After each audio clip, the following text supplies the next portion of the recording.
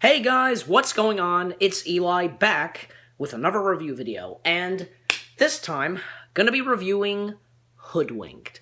And yeah, I gotta say, I really, like this movie and such, because the thing is though with Hoodwink, it has a really good story, and I love how it is, and the way it is, each of the characters, with Red, the wolf, Kirk, and Granny, they tell their stories and such, and we see it from their point of view. It's just, it's really cool. We hear their stories one at a time, and up to where, the case and the mystery is still going on and figuring out who the real criminal is, the goody bandit and such, and which is Boingo, the bunny. And as the wolf and Twitchy say, never trust a bunny, never trust a bunny. Yeah. And, okay, and another thing is, I consider Hoodwink one of the best fairy tale spoofs next to Shrek. I'm sure I'm sure as though that there have been some other people that have considered Hoodwink one of the few best fairy tale spoofs next to Shrek. I mean, I think both Hoodwink and Shrek, they're the best ones, the best fairy tale spoofs, because they really are. If you think about it, just But yeah, and with the characters, like Red, as she's called, Red. Yeah, she's pretty good, and it's really cool that because with Red Riding Hood, she does kung fu and such. That's pretty funny. And Anne Hathaway's Red Riding Hood does pretty good. And the wolf, Wolfie, or however it is, but I think he's called Wolfie, or just Wolf. I think just Wolf.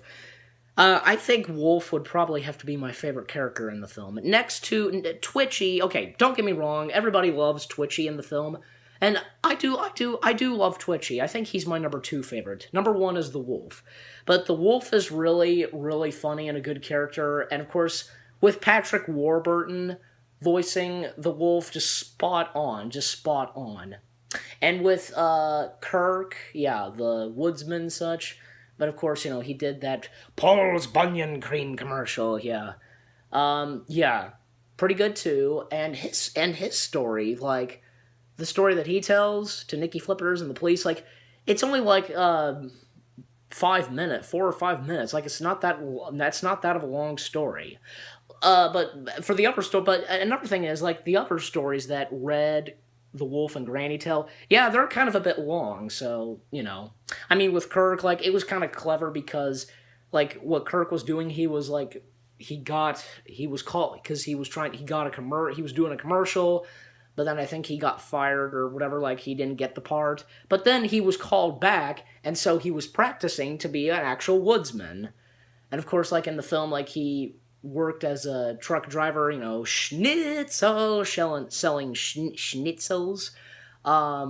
But yeah, so he gets the call back, and then he learns how to be a woodsman by chopping trees, and then he finds the biggest tree and chops it, and throughout that entire day, and as the sun was setting, he was this close to cutting it, that he was getting a bit tired, but that's when the tree snapped, and just, yeah. But yeah, so Kirk is a pretty good character as well. Granny, oh man, Granny, not the Granny you expect.